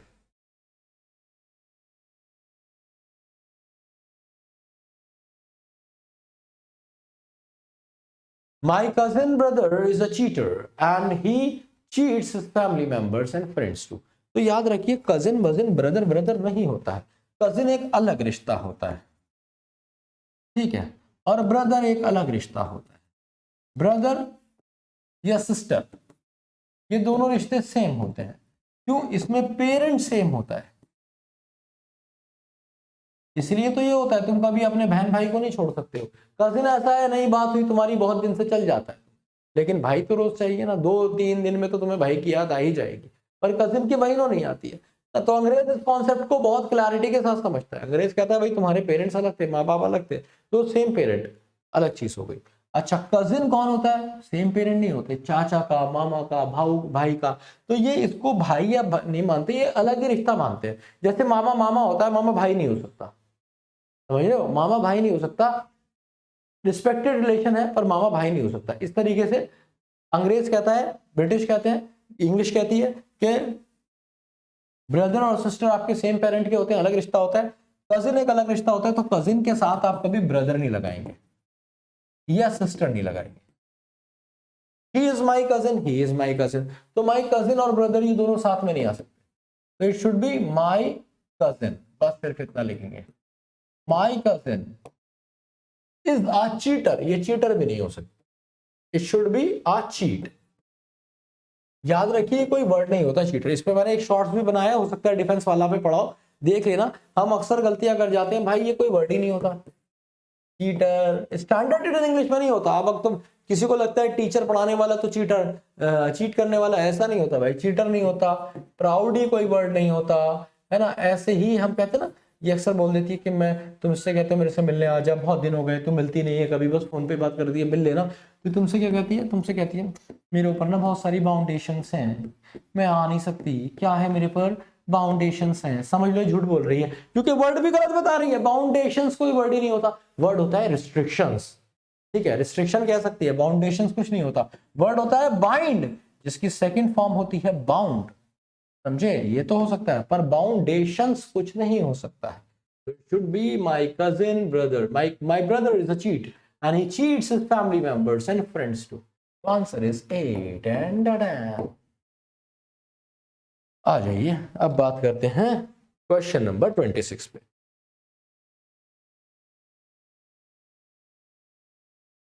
His feet slipped on the slippery ground। अरे तुम सोच रहे हो ये क्वेश्चन तो हमने किया है, ये क्वेश्चन हमने किया है, अभी हमने पहले किया था ये क्वेश्चन। तो अभी जरा देखना है कि क्या आप इसका आंसर सही दे पाते हैं या नहीं दे पाते हैं। पहले किया था, पर इस मतलब आज ही किया है, पर इस क्वेश्चन में एक थोड़ा सा चेंज है। क्या चेंज है बता देता हूँ, इतना टाइम काफी है अटेम्प्ट करने के लिए। आपने देखा था यहाँ पे फुट्स लिखा था और फुट्स की जगह हमने फीट किया था पीछे, तो his feet slipped on the slippery ground कुछ नहीं होगा भैया। ग्राउंड का मतलब जानते हो क्या होता है? अर्थ का ग्राउंड होता है। अगर वो यहाँ पे फ्लोर होगा, तो फ्लोर का मतलब क्या होता है? एक ऐसा फ्लोर जो कि मतलब किसी छत का हो, घर का हो, टेरेस का हो। तो फ्लोर इज बेसिकली सॉलिड होता है, कंक्रीट का बना होता है फ्लोर। लेकिन जो ग्राउंड होता है, दिस इज बेसिकली रॉ, ये फर्श होता है, वो फर्श नहीं है, ठीक है। वो क्या है? जमीन है। तो ग्राउंड का मतलब होता है जमीन, तो जमीन के लिए आप ग्राउंड यूज करेंगे, और फ्लोर किसके लिए यूज करेंगे? फर्श के लिए। तो आप फर्श नहीं कह रहे हैं, आप यहाँ पे जमीन कह रहे हैं ना। तो स्लिपरी जमीन कैसे हो सकती है? तो इट शुड बी फ्लोर, है ना। और बाथरूम में तो वैसे ही नहीं हो सकती स्लिपरी ग्राउंड, तो इट शुड बी फ्लोर, ठीक है भाई। तो ये एक्चुअली मुझे एक क्वेश्चन मिला था जिसमें यहाँ पे गलती थी, तो मैंने यहाँ पे एक करके 2 बना लिए इसके, क्योंकि क्वेश्चन मुझे अच्छा लगा। तो it should be B, B is the correct answer, on the slippery ground. Question number 27।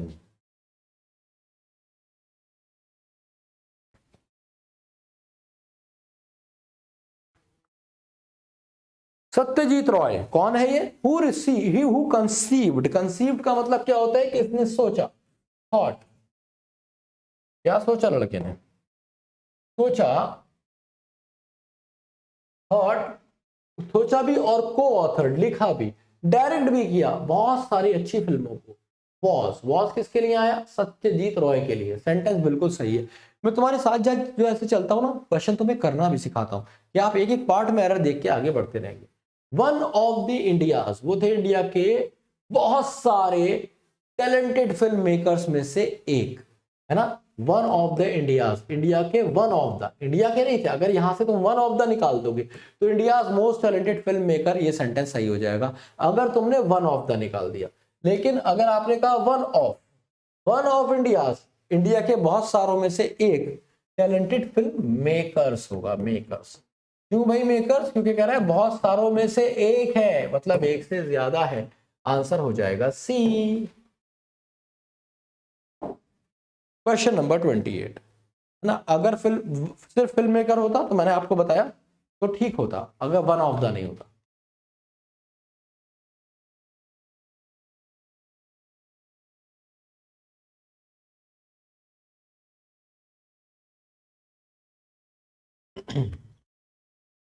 अच्छा, तुमने देखा होगा अक्सर लोग बोलते हैं मुझे ना कैरियर में बहुत प्रॉब्लम आ रही है, मेरा कैरियर खराब कर दिया तूने, तो ना तू इतना फोन करती है मुझे अपने साथ, तूने इतना इन्वॉल्व रखा, मेरा तो कैरियर ही खराब कर दिया। अबे कैरियर नहीं होता, करियर होता है। करियर क्या होता है? CAREER, career. इसका मतलब होता है आपका प्रोफेशनल फ्यूचर, कि भाई क्या करने जा रहे हो। और ये वाला जो कैरियर होता है, CAREER, कैरियर, ये मेरे बच्चे बना है वर्ड कैरी से, मतलब कोई ऐसी चीज जो लेके जाती है। तो जो साइकिल के पीछे होता है ना, वो भी कैरियर होता है, जिसको आप खींचते हैं साइकिल के पीछे, है ना, किसी का हाथ लगा के छोड़ देते हैं, तो वो कैरियर ही तो होता है। जिसके अंदर आप सामान दबा के लेकर आते थे। ये जो बुलक कार्ट्स होती है वो कैरियर, कुछ भी लेके जाने वाला, समथिंग या समवन दैट कैरीज, जो कैरी करता है। तो if a student needs advice about carry करने के लिए, नहीं, career, CAREER, career, he should visit the university professor. Answer is A.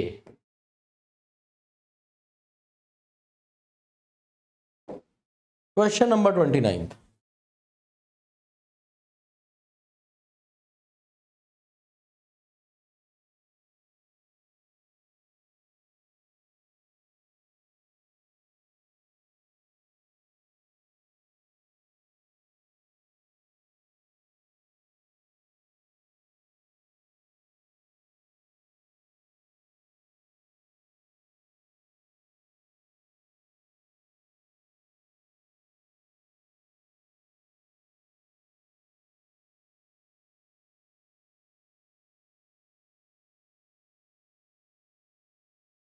I think this is not your book. मुझे लगता है तुम्हारी किताब नहीं है, it is somebody else's.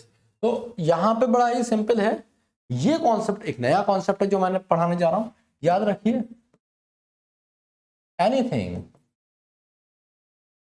या नाउन, कोई भी noun that ends with CE और S, जो खत्म होता है CE या S पे, और प्रोड्यूसेस अ हिसिंग साउंड। कैसे साउंड प्रोड्यूस करता है? अ हिसिंग साउंड।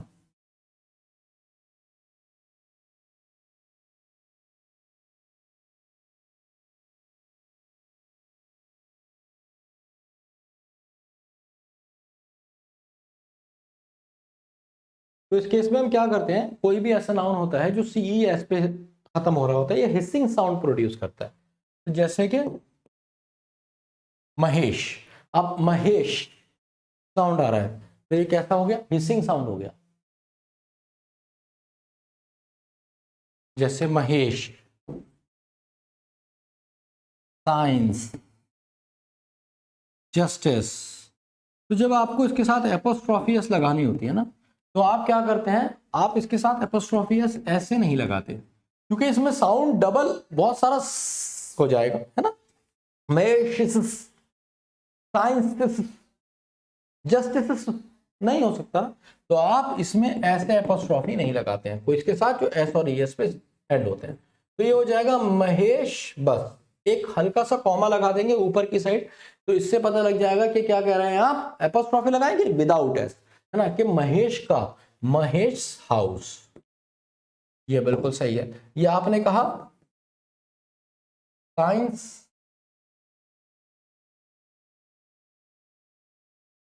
डिस्कवरीज, विज्ञान की खोजें, ठीक है, या फिर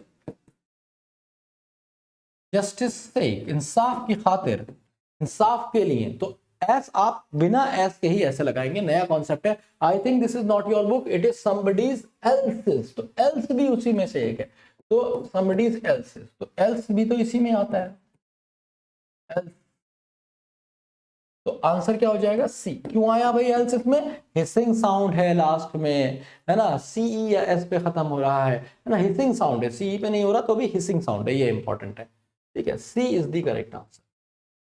क्वेश्चन नंबर 30 है, और इसके बाद शुरू हो जाएगी हमारी वोकैब। थोड़ा सा तेज चलाऊंगा सेशन को अब, ठीक है, क्योंकि वोकैब ग्रामर हमारी खत्म हो गई है, मैंने सब एक्सप्लेन कर दिया है। क्वेश्चन कहता है both his mates servants were on leave yesterday when the guest arrived. Both his maids servants क्या हो जाएगा, बदतमीजी हो गई ना, या तो बोलो मेड्स, या फिर बोलो अगर तुम कहना चाह रहे हो कि फीमेल है तो मेड सर्वेंट,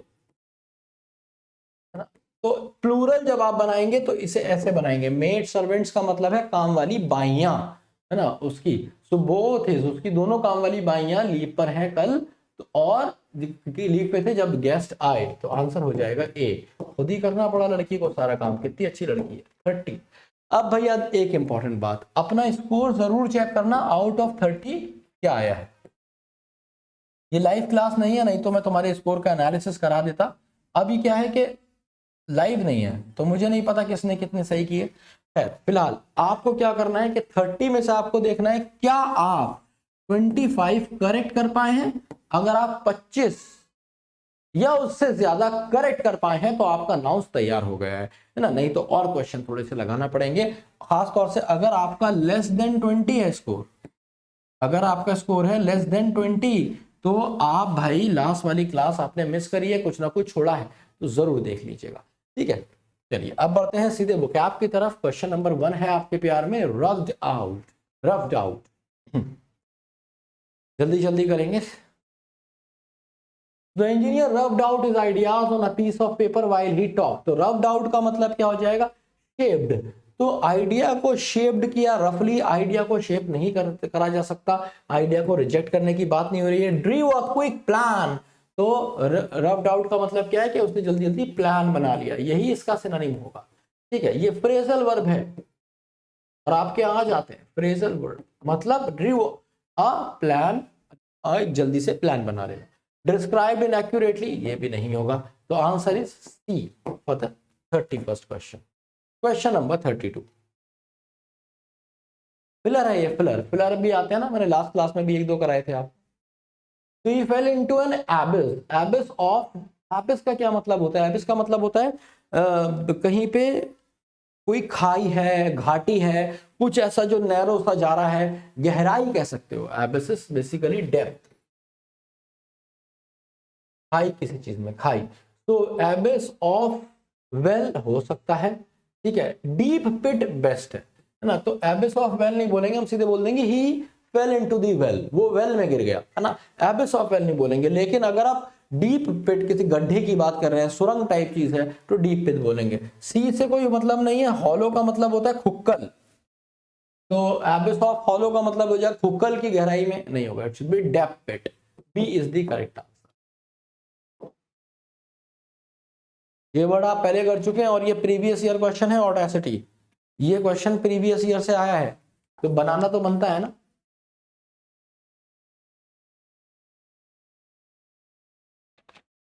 तो ऑडेसिटी का क्या मतलब होता है, ऑडेसिटी, ऑडी, ऑडी सुना होगा ना आपने, ऑडेसिटी मतलब आया है करेज से, बोल्डनेस एंड ऑडेसिटी, ठीक है, कॉन्फिडेंस, ये सारे के सारे सिनोनिम होते हैं भाई। तो आंसर क्या हो जाएगा मेरे बच्चे, courage is the correct answer, A. Authority से कोई मतलब नहीं है यहाँ पे। फुलिशनेस आपको पता ही है। एरोगेंस के लिए मैंने आपको, एरोगेंट के लिए कई सारे वर्ड कराए थे, अगर आपको याद हो, जो क्लास में नहीं थे नोट कर सकते हैं। एरोगेंट, हॉटी,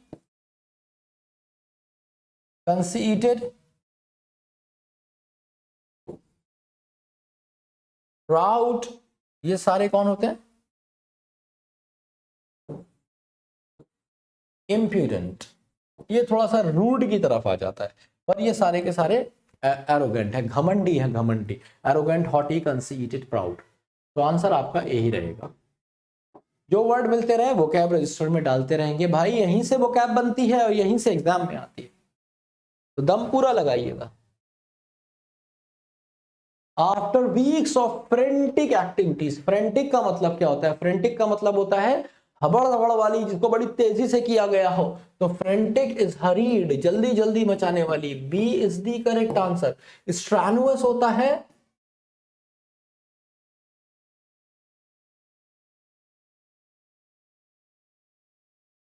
टायरिंग, एग्जॉस्टिंग, थकाने वाला, ठीक है, जो आपको थकाने वाला हो, मतलब वेरी हार्ड वर्किंग, जिसपे काफी मेहनत करना पड़े, या कोई बहुत ही मेहनती है तो आप उसे स्ट्रैनुअस बोल सकते हैं। तो स्ट्रैनुअस, टायरिंग, एग्जॉस्ट, थकाने वाला। एक्साइटेड आपको बताइए, जो किसी चीज के लिए बड़ा ही हैप्पी हो, बड़ा इलेटेड हो, एक्साइटेड है, उछल रहा हो, है ना, जैसे हो जाता है शादी, शादी में लड़कियां होती है ना कुछ ज्यादा उछल जाती हैं। हैक्टिक का मतलब क्या होता है? हैक्टिक का मतलब होता है बिजी, ऑक्यूपाइड। वैसे तो लड़के भी बहुत उछलते हैं शादी पे ना। Answer is B. Question number 35। देखिए, वोकैब रजिस्टर अगर आपने नहीं बनाया है अभी तक, तो जान लीजिए कि पेपर क्रैक नहीं होगा।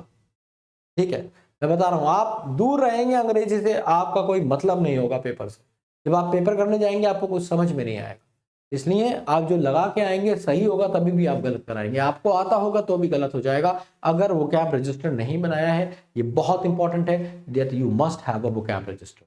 The students took copious notes during the lecture delivered by the visiting professor. Copious का मतलब होता है जो बहुत ही ज्यादा स्पेस लेता हो, बहुत ज्यादा स्पेशियस, डिटेल्ड,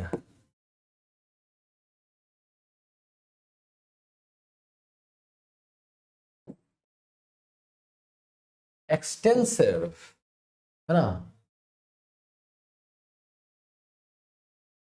तो विजिटिंग प्रोफेसर ने जो भी पढ़ाया बच्चे ने उसे बहुत डिटेल में एक्सटेंसिवली कॉपी किया। ठीक है, एक्सटेंसिव मतलब डिटेल में, तो एक्सटेंसिव हो जाएगा। एग्जॉस्टिव मतलब थकाने वाला, तो इससे कोई मतलब नहीं है। बाउंटियस और अबाउंडिंग सेम होते हैं। आपको वर्ड याद होगा प्लियोथोरा, कराया था ना, प्लियोथोरा, एबेंडेंस,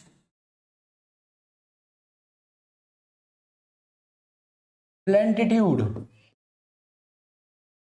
तो ये सारे के सारे क्या होते हैं? बाउंटियस, अबाउंडिंग मतलब किसी चीज का बहुत ज्यादा होना, बहुत ज्यादा तादाद में होना। Answer is A.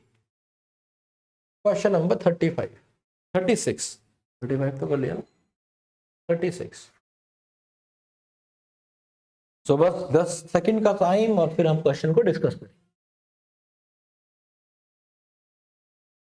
Very few people are impervious to criticism.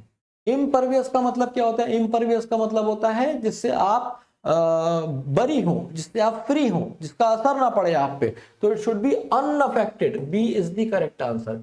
Impenetrable क्या होता है? That can not be penetrated.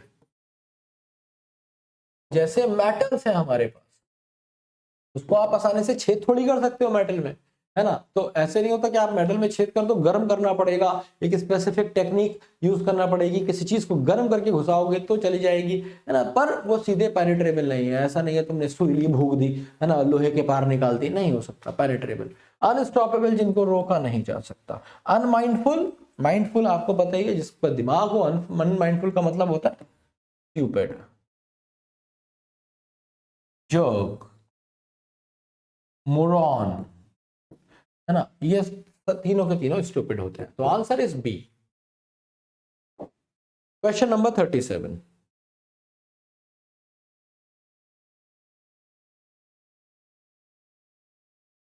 कह रहे थे policeman kept on questioning the criminal but failed to elicit the truth. Elicit का क्या मतलब होता है?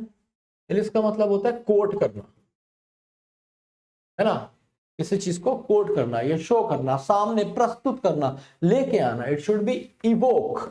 A is the correct answer. अब रेस्ट क्या होता है? रेस्ट, रेस्टलिंग सुना तो ना, रेस्टलिंग, रेस्टलिंग तो किसी से कोई चीज छीन लेना, समझ रहे हो, या धक्कम धुक्की करके निकाल लेना, मतलब एक्सटॉर्ट कर लेना किसी से, कोई चीज किसी से जर्क कर लेना, जर्क, रेसल, फाइट करके, मतलब बेसिकली सिर्फ वो फाइट नहीं है, कुछ छीनने के लिए रेस्ट का इस्तेमाल होता है। जैसे रेसलिंग में आप देखते हैं ना, रेसलर ऐसे ऐसे लड़ते हैं, अपनी तरफ खींचते हैं दूसरे वाले को पटकने के लिए, तो इसीलिए उसे रेसलिंग बोलते हैं, फाइटिंग नहीं बोलते हैं। एक्सटॉर्ट करना, जर्क देना, रेस्ट करना। ऑब्टेन आपको पता ही है, ये देखो एक्सटॉर्ट इसी का सिनोनिम है,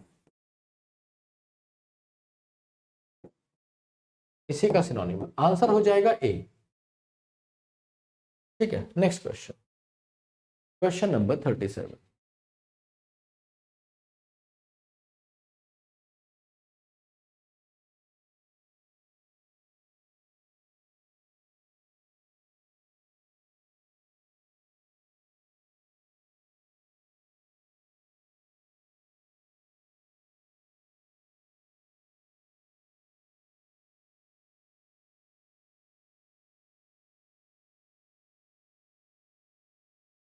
teaching in university is now considered a lucrative, मतलब प्रॉफिटेबल, बेनिफिशियल,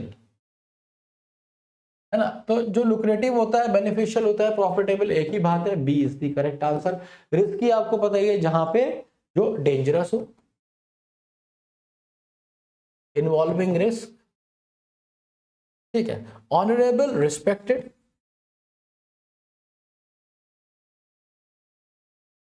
रिवर्ड,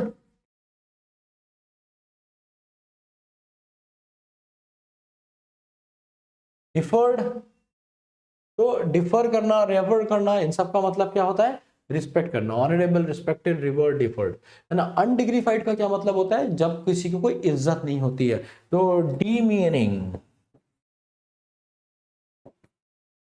अनफिटिंग, मतलब जो तुम्हें लग रहा है कि ये यहाँ पे सही नहीं बैठेगा। Improper, improper, undignified, demeaning, insulting, है ना, इंसल्टिंग। एक वर्ड और आ जाएगा इसके लिए, बिलिटलिंग, जब आप स्लरिंग, एक से ना एक और वर्ड आता जाता है, मुझे आता जाता है। अब तो मैं वोकैब रजिस्टर भी मेरा मुझे नहीं पता कहाँ है, बस वो अब सब दिमाग में ही रहता है। मैं तुम्हें पढ़ाते रहता हूँ और मेरा रिवीजन होता रहता है। ठीक है, तो सबसे बढ़िया तरीका एक ये भी है वोकैब को तैयार करने का, कि अपने से किसी छोटे को वोकैब सिखाना शुरू कर दो।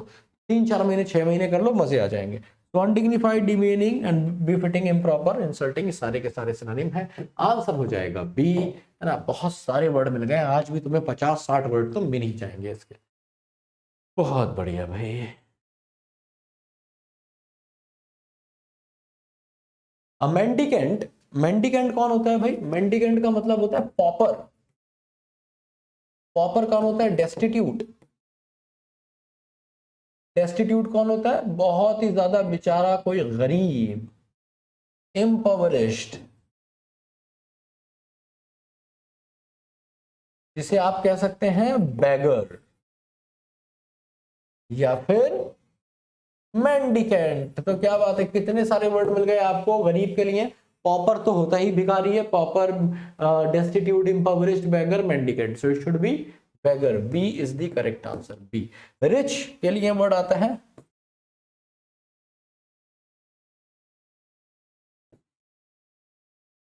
ऑप्लुएंट, एफ्लुएंट, ये बेसिकली रिच होते हैं, बड़े एफ्लुएंट हैं, ऑप्लुएंट है। लेजी के लिए बहुत सारे वर्ड आते हैं, जैसे कि लैकाडाइसिकल, स्लगिश, लिथार्जिक। तो जब मैं कहता हूं ना कि लेजी के लिए बहुत सारे वर्ड आते हैं, तो मेरा मतलब ये नहीं होता एग्जैक्टली कि लेजी के इतने सिनोनिम्स होते हैं। मेरा मतलब होता है इससे रिलेटेड वर्ड एग्जाम में पूछे जाते हैं बच्चा। So lazy, lackadaisical, sluggish, lethargic, slothful, shiftless, है ना, लैंग्वाइड, लेंगोरस, ये सारे के सारे लेजी होते हैं भैया, सुस्त होते हैं। अगर सुस्त से भी बहुत ही बड़ा सुस्त चाहिए, एकदम कतई कामचोर, तो कामचोर के लिए वर्ड आता है स्लैकर, जो अपना काम ढंग से नहीं करता, काम से जी चुराता है, कामचोर, स्लैकर। आंसर हो जाएगा B, beggar. Here we have the last question of the day.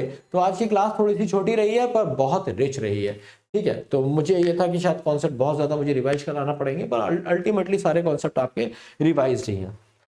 तो रिलैक्स करिएगा, बस आपकी क्लास आज खत्म हो जाएगी। नेक्स्ट क्लास थोड़ी सी लंबी जा सकती है क्योंकि नया चैप्टर आपका शुरू होने वाला है। I do not like rapacious people. तो रैपेशियस कौन होता है? रैपेशियस का मतलब होता है लालची। एवरिशियस, रैपेशियस, क्यूपिड, क्यूपिड भी लालची होता है, avaricious, cupid, rapacious, and then we have greedy, gluttonous, मतलब भुक्कड़, जो सबका हड़पना चाहे। तो ग्रीडी, ग्लटनस, ये सारे के सारे भी जिद्दी होते हैं, ग्लटन भी बोलते हैं। ग्लटनस वहीं से ही बना basically. Answer is C. Hungry आपको पता ही है, मतलब भूखा होता है। एक्स्ट्रावेगेंट के पहले सिनोनिम देते हैं, स्पेंडथ्रिफ्ट, ये शायद मैंने आपको पहले भी कराया है।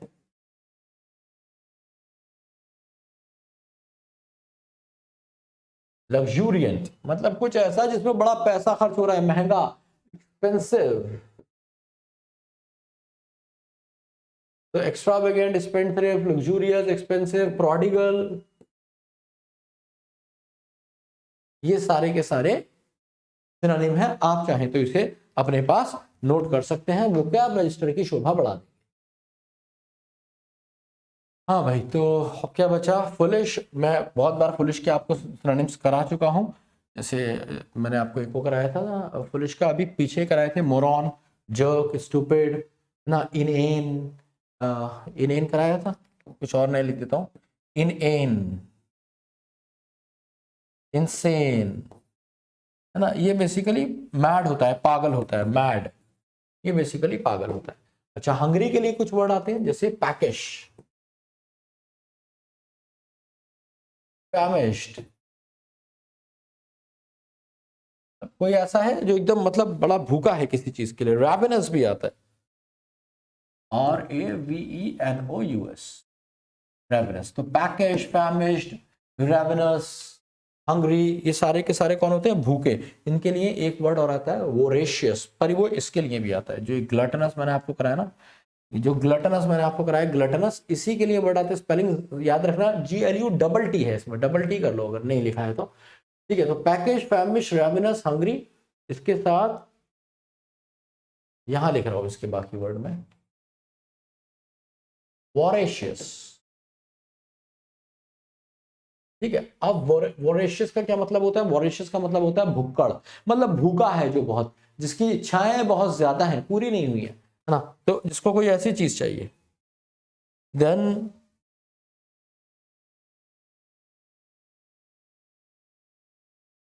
इनसैशिएबल, malnourished। तो इनसैशिएबल का क्या मतलब होता है? जिसको सेटिस्फाई नहीं किया जा सकता हो, जिसका पेट नहीं भराया जा सकता हो। जैसे कहते हैं ना, लैब्राडोर आर इनसैशिएबल, ये तो भुक्कड़ है, भूखे ही रहते हैं। तो ये सारे वर्ड भूखों के लिए आ गए हैं। ये मुझे जरूर बताइएगा कि आज हमने वर्ड कितने किए हैं, ठीक है। तो ये थी भाई आज की क्लास। मुझे उम्मीद है मजा आया होगा आपको आज की क्लास में। और यहाँ पे मैंने नाउन्स का चैप्टर भी बहुत डिटेल में सारे कॉन्सेप्ट के साथ खत्म कर दिया है। अगले चैप्टर को थोड़ा सा आप पढ़ के आएंगे तो आपको मजा आएगा, और बहुत डिटेल में मैं आपको सब कुछ कराने वाला हूँ। अब मिलता हूं मैं आपसे अगली क्लास में। अपना ध्यान रखिए। दो चीजों की आपसे गुजारिश है, मुझे ये जरूर बताइए कि क्लास कैसी लगी और वर्ड्स हमने कितने किए इस क्लास में। ठीक है, अपना ख्याल रखिए, पढ़ते रहिए, सीखते रहिए, जिंदगी में उतारते रहिए। लव यू ऑल, जय हिंद, जय भारत।